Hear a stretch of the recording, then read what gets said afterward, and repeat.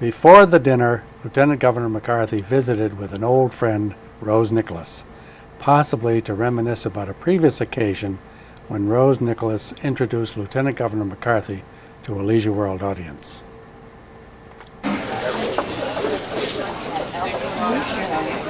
Lieutenant Governor McCarthy has been a visitor to our club from time to time. I know in the time that I've been president of the club, he's been here 3 years. We were talking about that just a moment ago. So he's no stranger to us, and we hope that we're not strangers to him either. He's one of California's most well-liked and most enduring officers.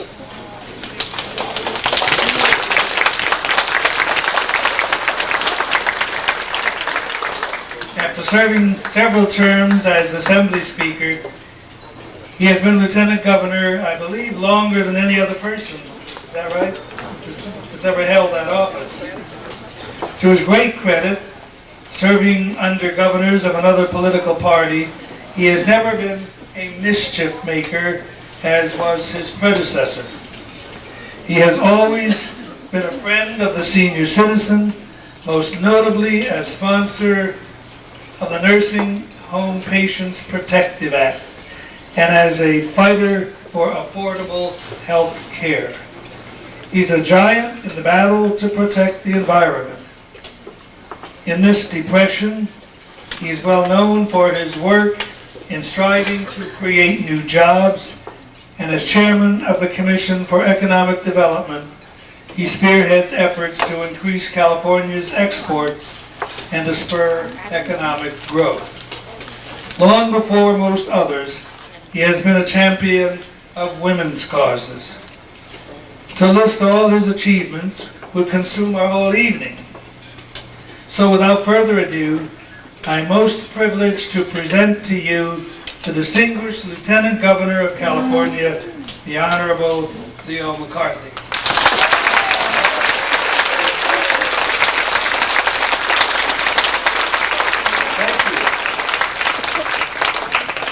Thank you, Father Woodfield.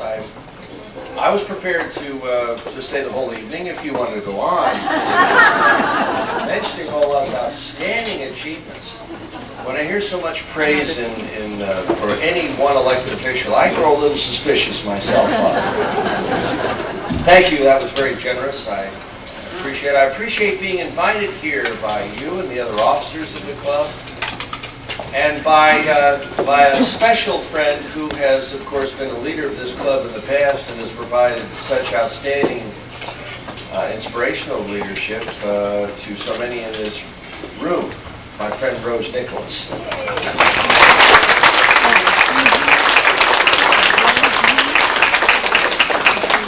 Well, I'm glad to be here on the night that you honor the Democrats of the Year in 1992, because this is going to be the year of the Democrats.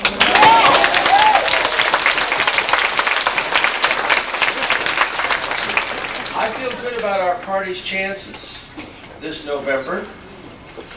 I think that with Bill Clinton and Al Gore, we have a dynamic and visionary pair at the top of the ticket, and I believe they're going to be in the White House.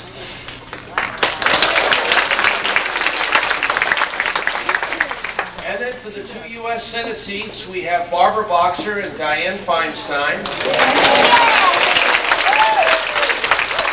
I believe they're both going to be elected. I want to thank those of you who supported me in the Democratic primary in my Senate race. I'm forever in your debt and deeply complimented by your faith. But now we move on to November. Barbara Boxer won that primary.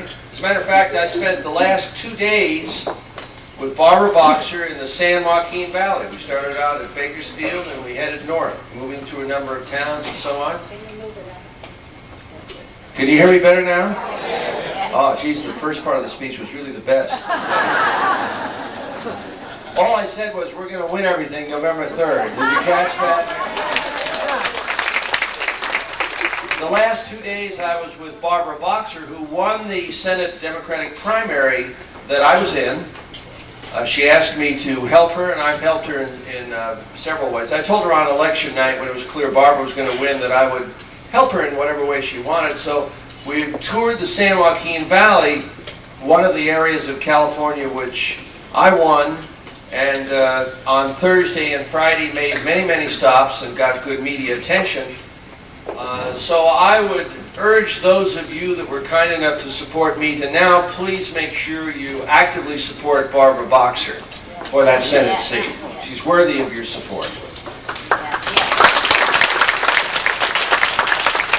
You know, in my race, I think the message was pretty clear. I was proud of the message. I never used the label family values. But you know, what I was saying was really all about family values. Family values sort of sounds like a commercial slogan. You know, you have to really say it in a way that touches people's hearts, in a way that you connect with people. And I spoke of the dignity of people, of how you help them get self-respect, of how you help them reach self-sufficiency. And that means a number of things. And we all understand what families need. They need to have their children born healthy. They need to have good schools to educate their children. They need to have an expanding economy in which the breadwinners for the family can find jobs so they can support themselves and make judgments on their own needs because they have an income stream coming in. There needs to be a good comprehensive health care plan so people as a family aren't bankrupted. And if you have economic stability and you have an education and you have a good degree of health, then the family can do those things that nurture each other. With that kind of stability, it doesn't solve all the problems, but it increases your chance to have parents nurture children and teach children the ways of responsibility, personal responsibility, the ways of giving, if you will. And I just watched the Republican convention, as you may have. Talk about family values, and I got the honest feeling. The message really was, if you're not one of us, if you're not interpreting family values the way we interpret family values, which is really a very exclusive definition of family values, then you don't have family values. And that's so wrong. That's a message that's negative in its roots. That's a message in some parts, in some speeches, was a hate message to me.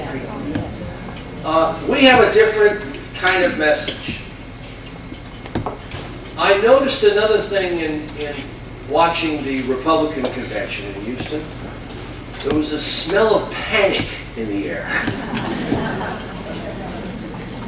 Now, it's the kind of panic that causes ordinarily decent people to break their usual standards of conduct. And see, I don't have the same approach that a lot of the Republicans who spoke at that convention did. I don't think Republicans are evil people. I think for the most part they're good Americans. There are some that want to make standards for everybody else, that little narrow bunch down there. I don't think they even speak for most Republicans in this country. And I happen to think that most Republicans in this country want the best for America, have ideals, believe in personal and social responsibility and broader community responsibility.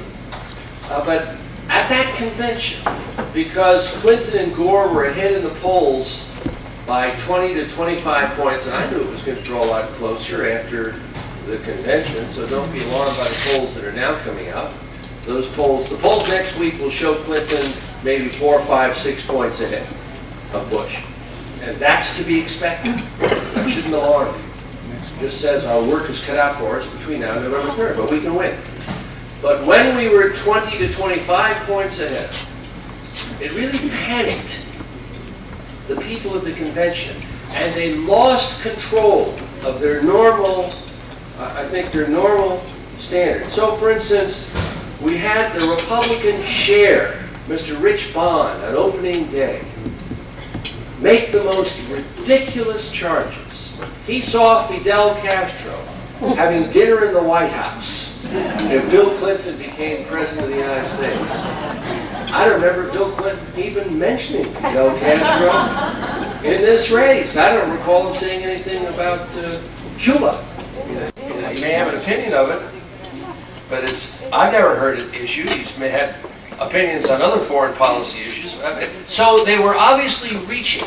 This is the kind of panic that's caused by a fear of losing power, losing control. It's as though you can't cope with that emotionally if you lose control over that power. So you're willing to do and say anything to win.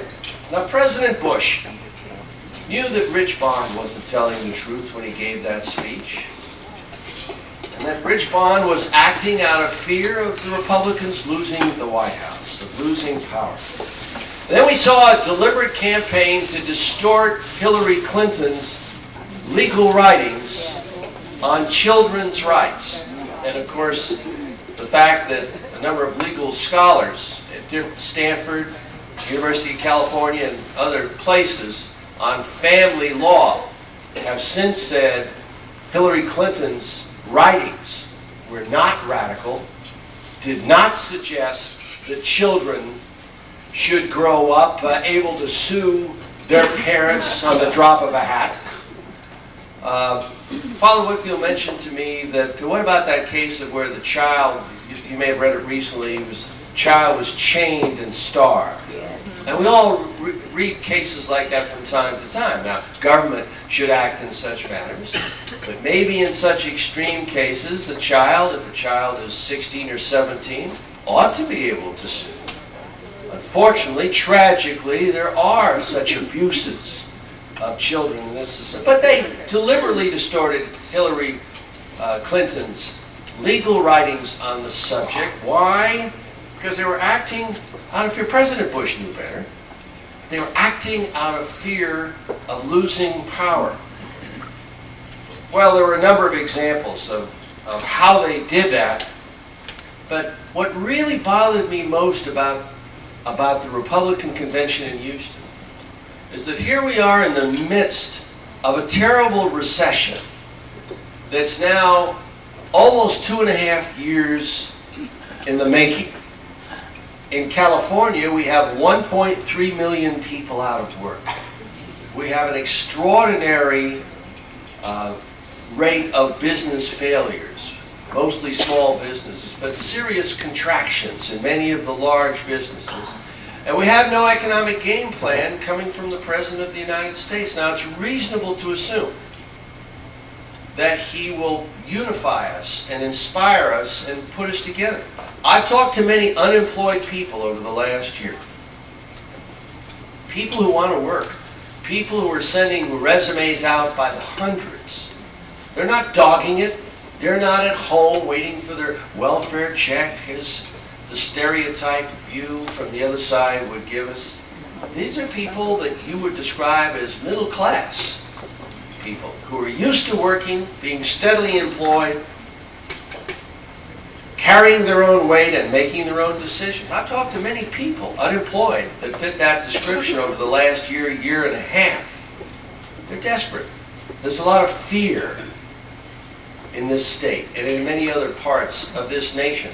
I should have thought that that might be the central issue that President Bush would want to touch upon. And somehow he doesn't know how to cope with the recession. And they omitted it entirely. except for touching it very lightly in the president's speech on Thursday night. And what does he do instead? He offers a $300 billion tax cut if he can get that rotten Congress to agree to cut the budget. $300 billion, did I say million? $300 billion tax. Now, stop and think. In 1988, President Bush said, read my lips. There will be no tax increase. And in 1990, he agreed with some of the congressional Democrats for what was the second largest tax increase in American history. Now, he may have had sound reasons for doing that, because a part of that deal in 1990 was putting limits on what the President or Congress could do to increase the budget, putting some sharp limits on it. But he took so much criticism by the right-wingers in his own party, by the Pat Buchanans, and wasn't his speech an evil one on Monday night? He took so much criticism that he's now apologetic.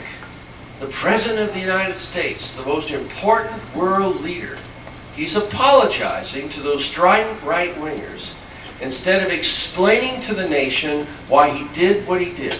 Now he's not only regretful that he allowed that tax increase, he's now got to promise, in order to placate that strident right wing, and to try to buy votes nationwide, he's got to promise all of you and the rest of the American nation a $300 billion tax cut. That's sorrowful. That is undignified. That is debasing. And that is lying.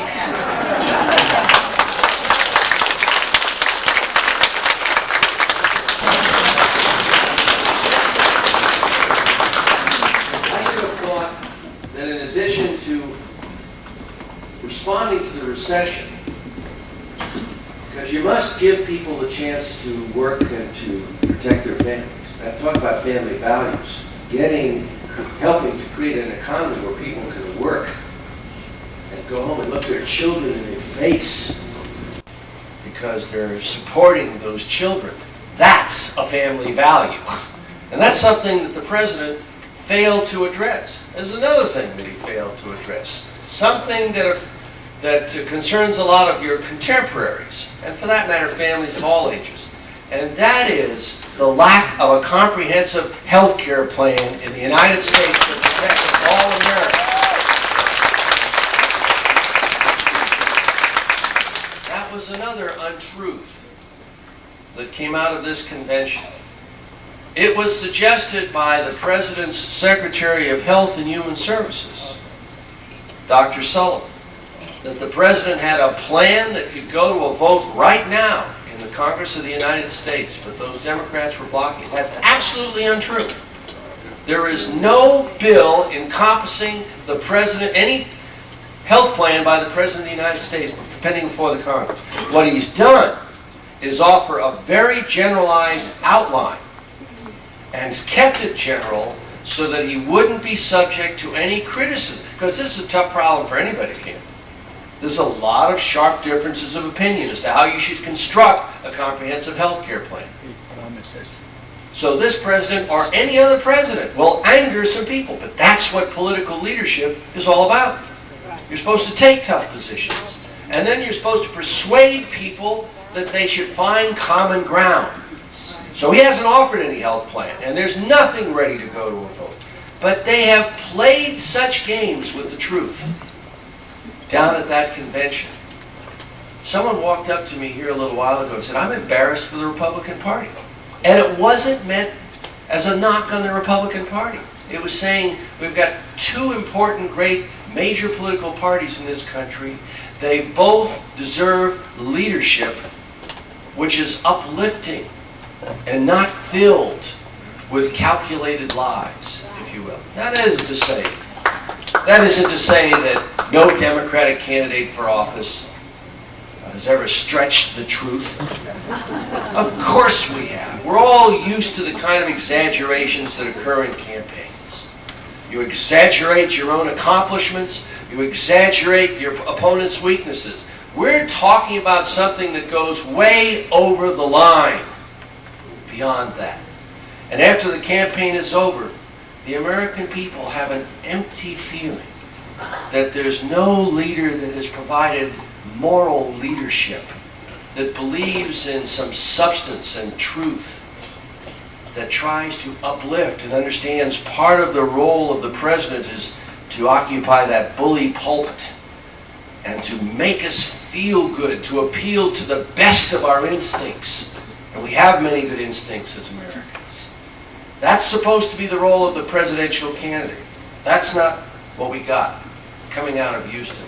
I'm glad that Bill Clinton is not leaping at every opportunity to throw knives, because that would just deeply disillusion all of the public.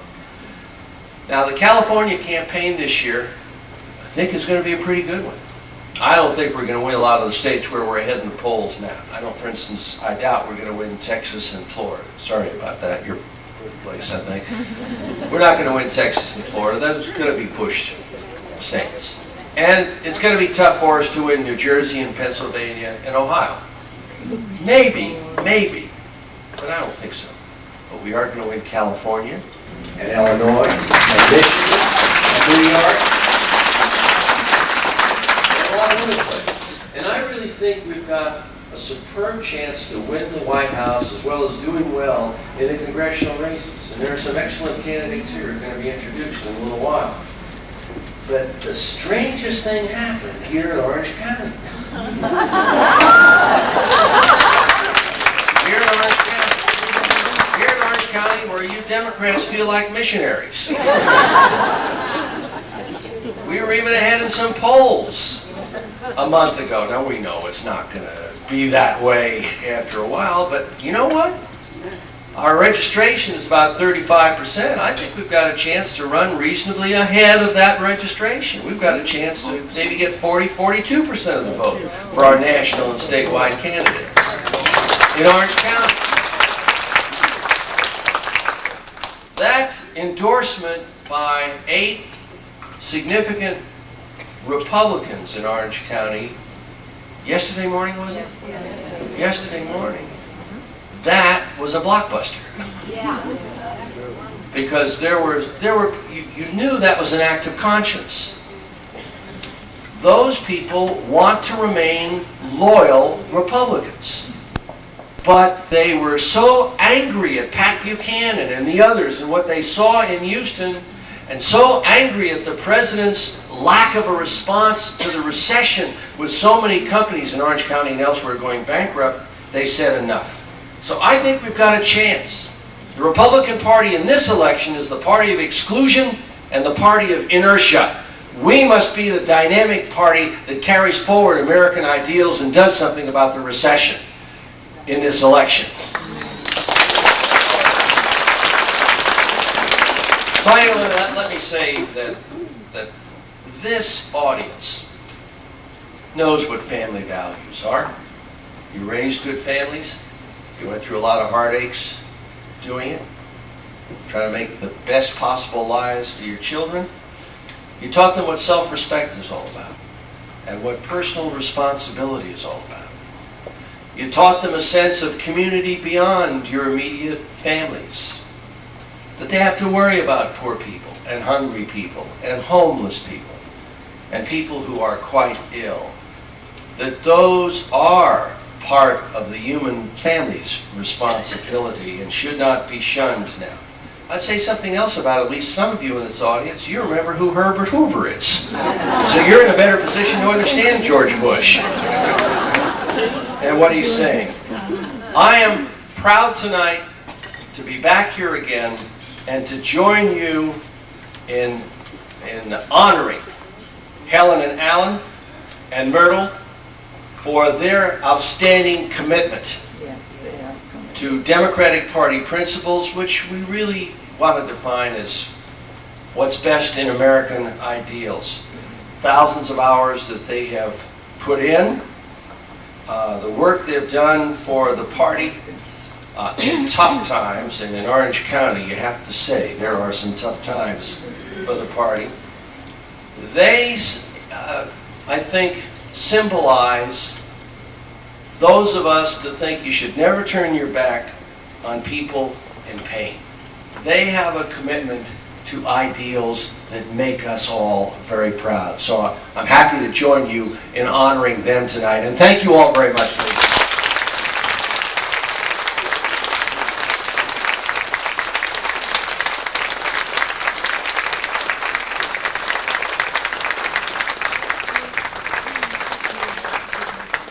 Lieutenant Governor is willing to take a few questions within the time we have.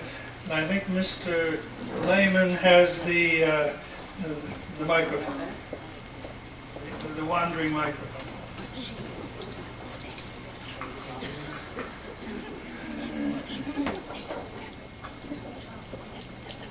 Go ahead. Let's start.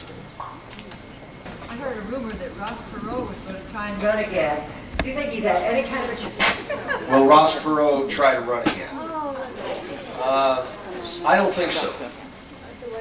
I don't think he tries to run again. And you know what? After President Bush proposed that $300 billion tax cut, I think if he supports anybody in this race, it's going to be Bill Clinton. Because I think Ross Perot will consider the Bush proposal absolutely irresponsible. Ross Perot, if he stood for anything in all of his public statements, was for doing something about the federal budget deficit because he knew it was a drag on economic recovery. And when President Bush proposed that $300 billion tax cut, that goes directly against everything that Ross Perot was trying to say about the economy of the country. Now, I don't know what he's going to do, and I don't have any inside scoop, but I am positive he will not support George Bush, and I think there's at least some chance that he will end up supporting Bill Clinton. But I don't think he runs. Yes? Governor, my guess is that every Democrat in this room is upset about what's going on in Sacramento. Can you clarify that? I wish I could clarify to your satisfaction what's going on in Sacramento, the budget crisis in Sacramento. As you know, the recession has driven down revenues going into government. Of course, unemployed people can't pay tax bills. Businesses that are failing, not making profits, pay far less taxes. So the revenues have dropped off like that. Last year there was a $14 billion state budget deficit, which amounted to about 25% of the total state general fund. And last year, Governor Wilson proposed some tax increases and mostly budget cuts. It was close to half and half. He made a lot of people in his own party very angry at him that he did it half and half, some tax increases, and I think there were $7 or $8 billion in budget cuts.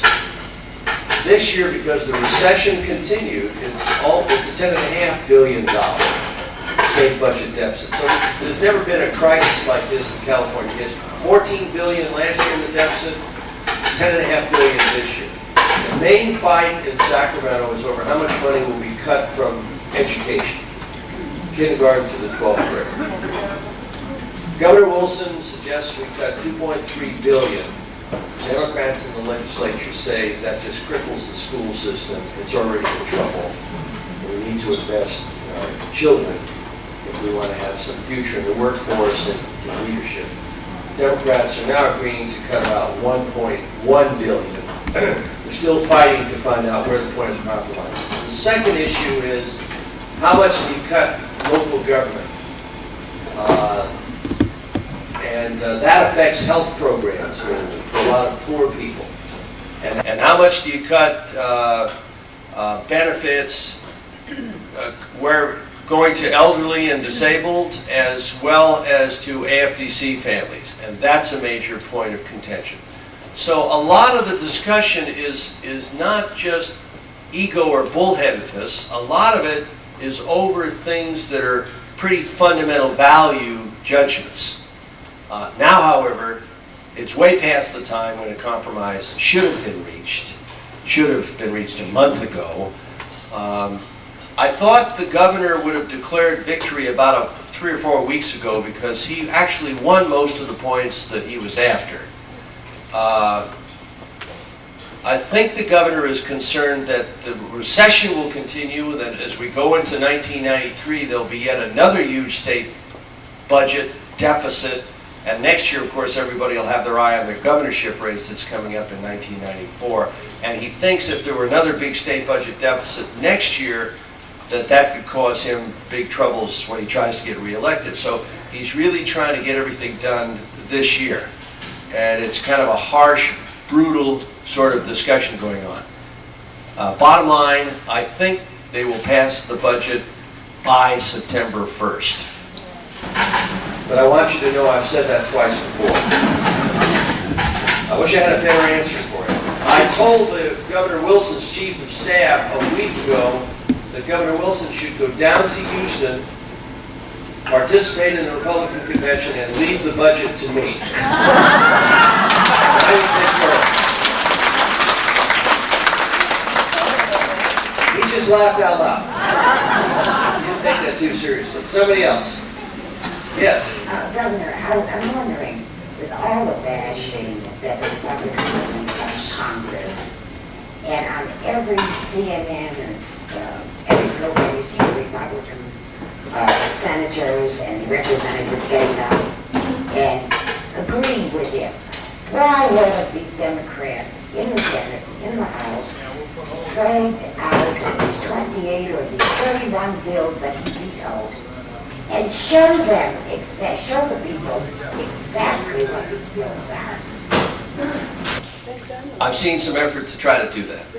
But you know what? Unfortunately, most people get their political information from television. They don't read a lot of lengthy political analyses in newspapers, where you get any decent political analysis. It's on television, and in television, as you know, the stories outside of McNeil Lair and a couple of other really terrific programs, most of the political news comes in 30 to 60 second bites. So they don't present any kind of detailed perspective on such matters. And the people that try to bring up things like you're talking about get real disheartened because television has so degraded in many ways. The news reporting part of this now. Most television networks, you know, they're cut back. It's all commercials. They'll report fires and murders and so on, but they will not report anything that appears complex. They really program down to their audience. So you don't have a very good public dialogue on key issues in the campaign. If you did, frankly, this race would be over right now because the media would be analyzing the recession and how many people are out of work and how much business failure, how many banks have closed, so on. So not a very good job is done in that regard. Yes?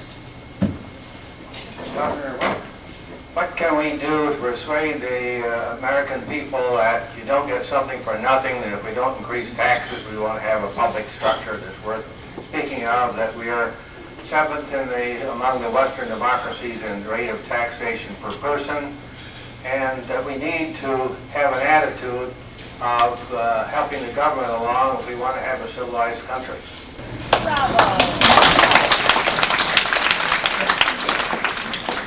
Well, you're not going to have any tax increases in the middle of a recession because most people would generally agree that that is not the way to help come out of the recovery.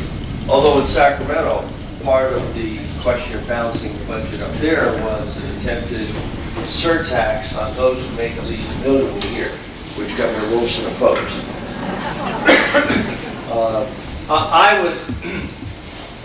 I would say that until we create jobs and encourage business investment, I think the more important thing in the tax structure right now is to make sure we don't keep losing jobs overseas, exported to distant low-wage structures, because the middle class in this country is being sorely depleted. I want every country to try to have a strong economy and to develop a strong middle class and decent wage and good living conditions. But I see what's happening to the middle class in this country. the poor are obviously in terrible shape. But now it's the middle class as well, because we're exporting so many jobs. So the tax structure needs to be changed to encourage a lot of business investment here, plant creation and expansion here, job creation here, which will pay decent wages. We need to recover our manufacturing base.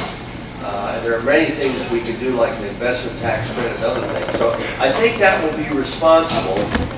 And if we do those things and put people back to work, then I think we address the issues of loopholes and inequities in the tax structure, which I think is what you're addressing. But we've got to bring the recession back. Well, President Bush said that he would do anything to win.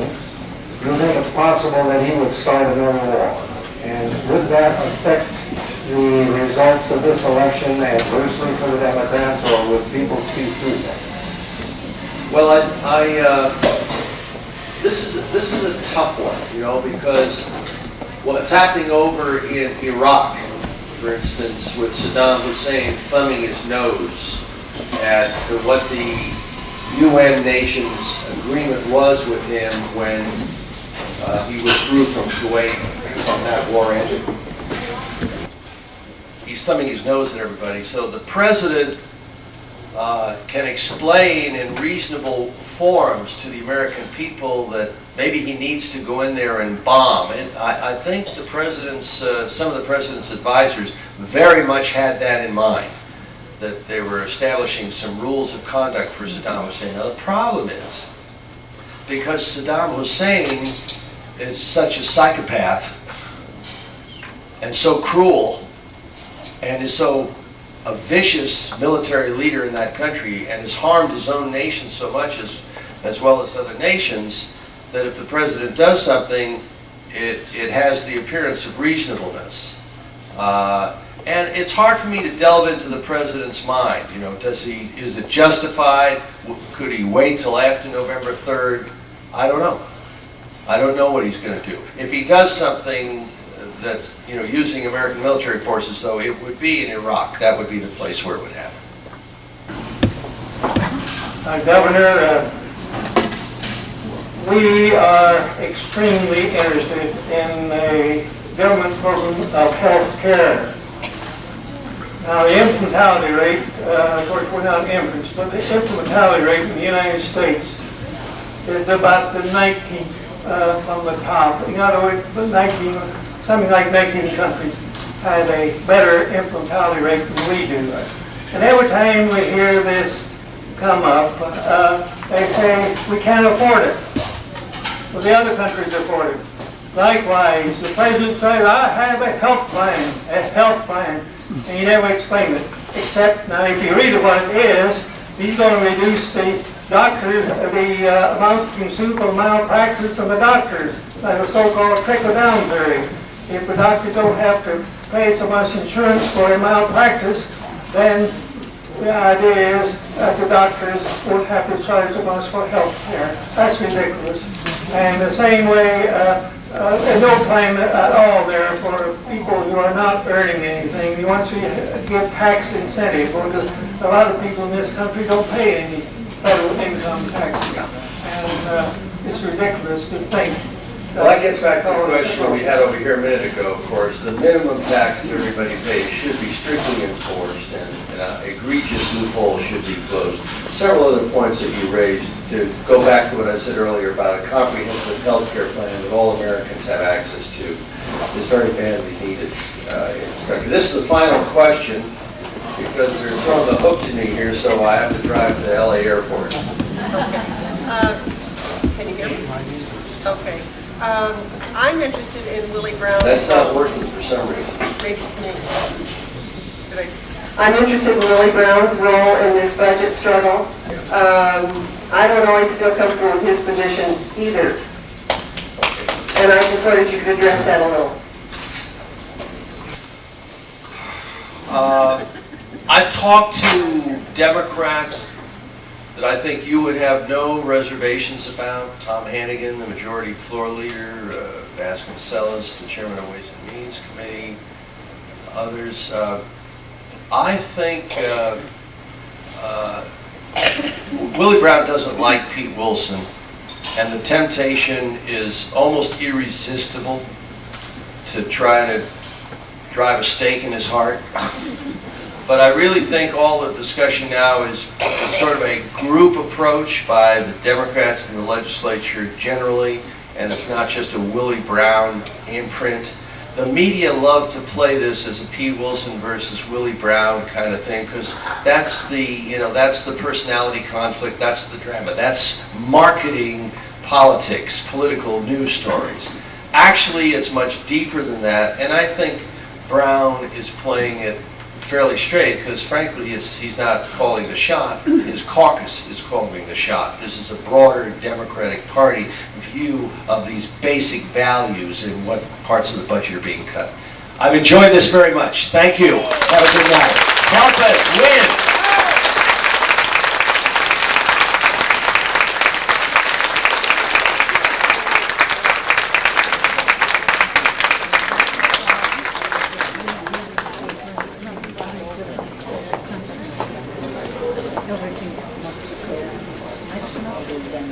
Thank you, Governor McCarthy.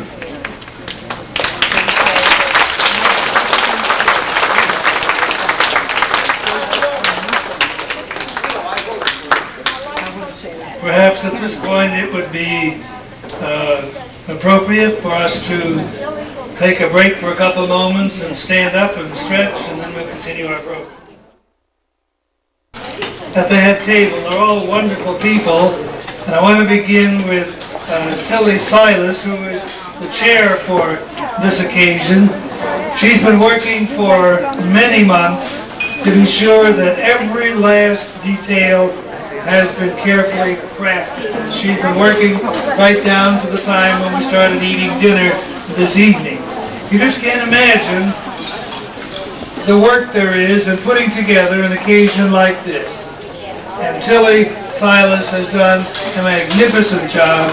I'd like to have her say a few words to you now.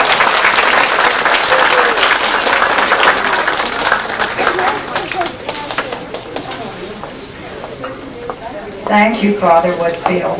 Of course, you know what that means. I'm going to have it for life tenure. Thank you all for coming and helping to make this special event a success.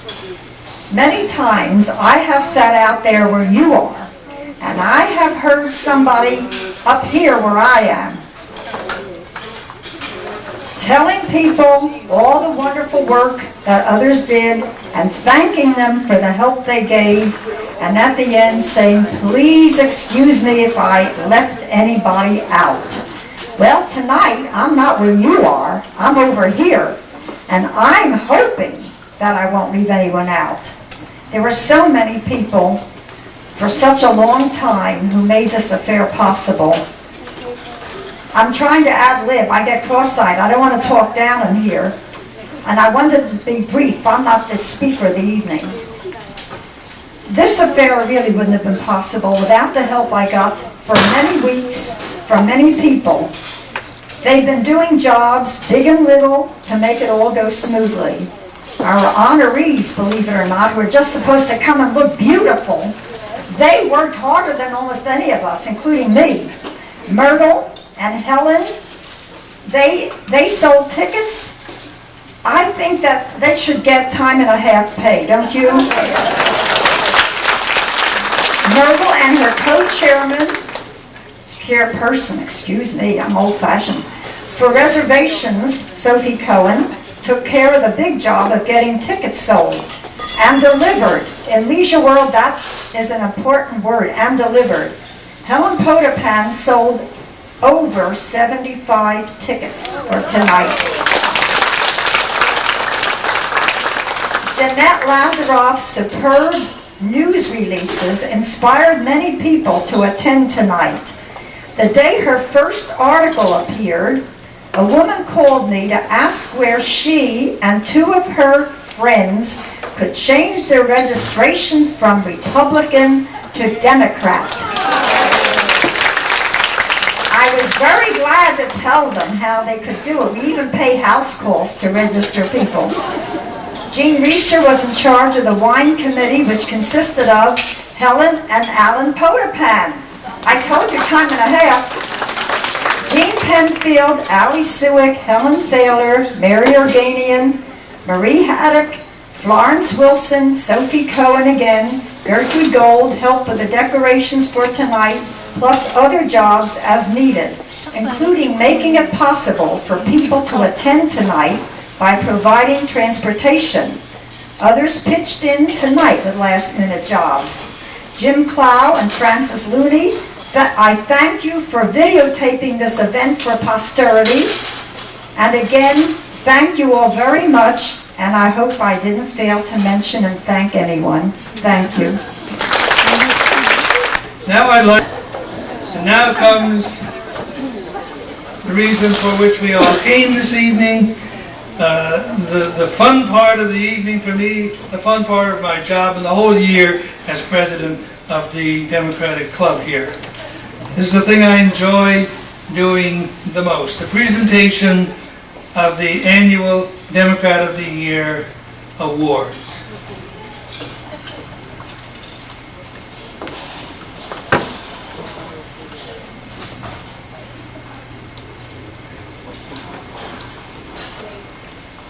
Alan W. Potapan.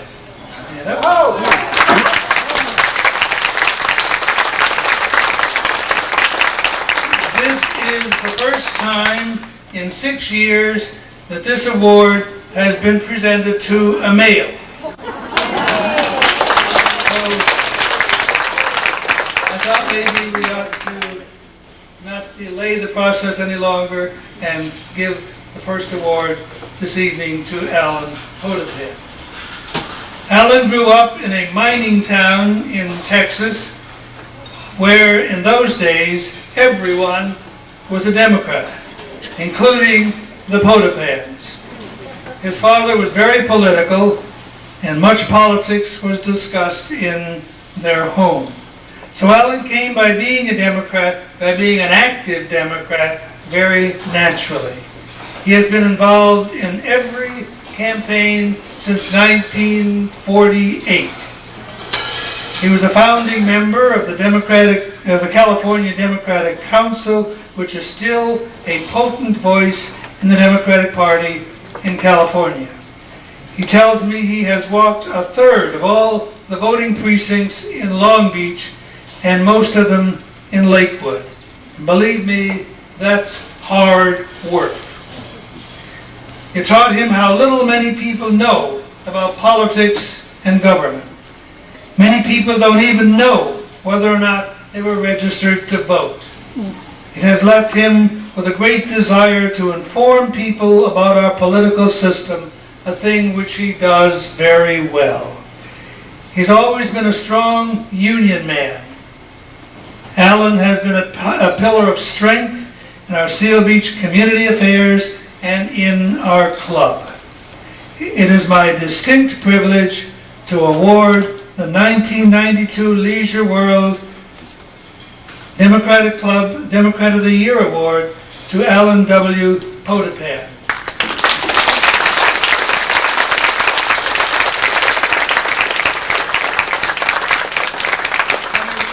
Let me read here what it says so you'll know what he's getting. The Leisure World Democratic Club of Seal Beach, California presents its 6th annual Democrat of the Year Award to Alan W. Potapan for long and devoted service to the Democratic Party, August the 22nd, 1992. Now that's not all. Look at this lovely certificate we have.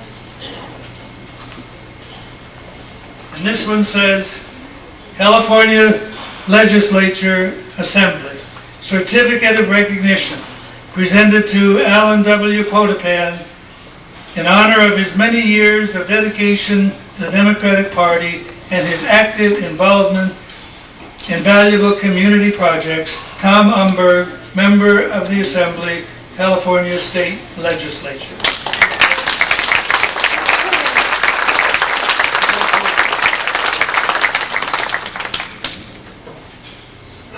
Thank you all for coming tonight to honor us in the Democratic Party.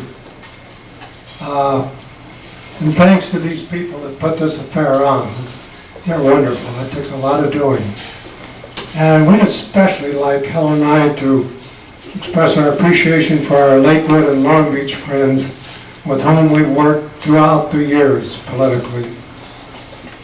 The Democratic Party and its social program has changed all of our lives. Just think how different our lives would be without the social programs of the Democratic Party. The party cares about people, real people. It's a real joy for me to be a Democrat, and I'll tell you one of the reasons. When you compare our leaders with theirs, you can see why. Just think, they had Herbert Hoover, that full employment man, and Tricky Dick Nixon, and the Reagan, and Bush and Quayle. And we have Presidents Roosevelt, Truman, Kennedy, Johnson, and Carter. And now we have those two bright and shiny young Democrats, Clinton and Gore. So it's not only more fun to be a Democrat, it makes a lot more sense. Thank you.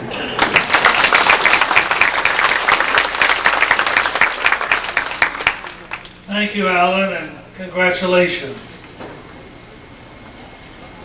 Our next recipient for this year is Helen Espo. She's the other end of the strong Tappan team. Believe me, if I were a candidate for office, I would want Helen running my campaign.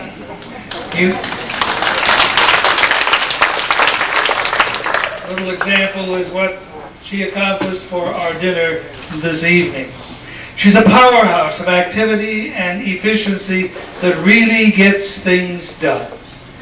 Because she believes so implicitly in everything she does, and especially as a Democrat. Helen is a lifelong Democrat. Over the years, she has encouraged many people to get involved in politics. Notably, people like Congressman Hannaford and State Board of Equalization member Nevins. She's been a successful fundraiser, done countless garage sales. The Lakewood Democratic Club was founded in the Tappan home and is still a strong club today.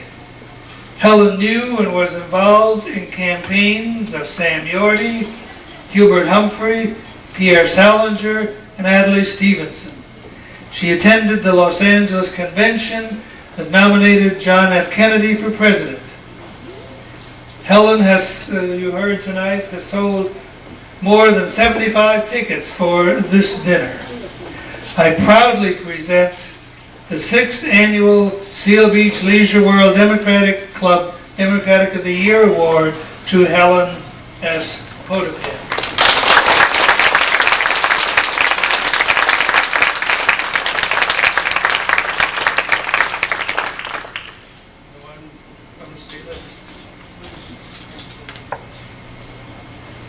Thank you, Father Whitfield and club members.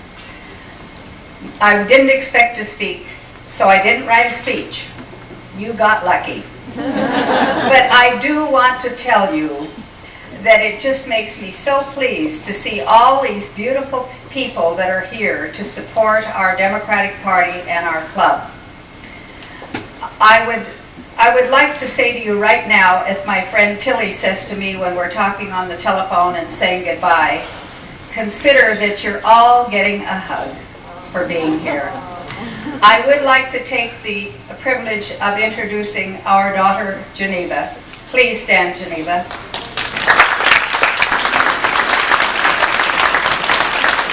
She went through a great deal when she was a little child at all the Democratic headquarters and all the work that we did. I can't tell you how old she is, but I can tell you that I have celebrated my golden anniversary as a mother. I thank you, Geneva, for being here, and I especially thank, as my honey said, our friends that we worked with in Long Beach, Lakewood, and around for so many years. Thank you all for coming, and please let us win the election this year.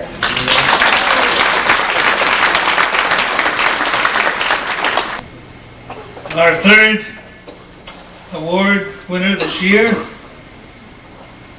is Myrtle Vikraman. This is the so-called, as you've been hearing this evening, campaign of family values. Now, I don't know what kind of values we're talking about, as Lieutenant Governor McCarthy said. I look at the Bush sons, and we know the kind of things they've been involved in, the S&L scandals and some other things. I don't know whether that's Republican family values or not. And then I read this in today's paper, which kind of tickled me. You remember that time at the convention this week when Barbara Bush spoke and all the family came out and they made a big deal of it?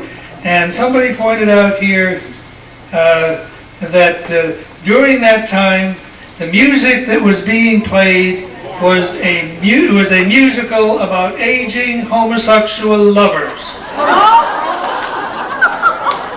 And I wondered if that represented Republican family values. And then I read also that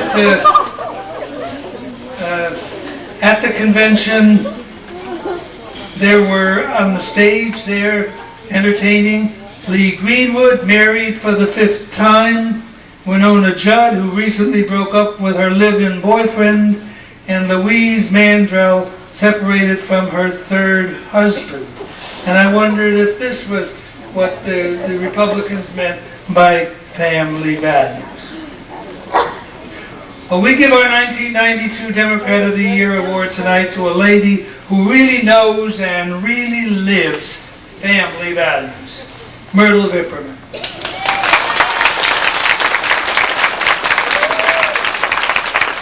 She has been most happily married for 47 years to her husband, Orville, who was unable to be here this evening. He has an affliction with his leg that just didn't allow him to be able to sit this long, especially through my long tirades here. And so he was not able to be here, but he's supporting us and her all the way. Myrtle has 3 married daughters, 5 granddaughters, 1 grandson, 2 great-grandchildren. I think that's family values. Indeed, her family is her pride and joy. When I went to talk to her about this, that's what she talked to me about, her wonderful family. And I think that's great. She's a native of Oklahoma, has lived for 31 years in Bell Gardens, and has been in Leisure World for 12 years. She is a lifelong Democrat, has been a member of the local election board, has been a member of our Democratic Club all of her time here in Leisure World, and a member of our board for 8 years. What would we do without her? She does more things in a quiet and wonderful way than we can ever talk about. Such energy and such achievement. An ardent worker for our club and for our Democratic candidates. We could not have had this dinner this evening except for Myrtle's tireless work on ticket sales. Wonderful. And I am proud to present to Myrtle Vikraman the Seal Beach Leisure World 1992 Democrat of the Year Award.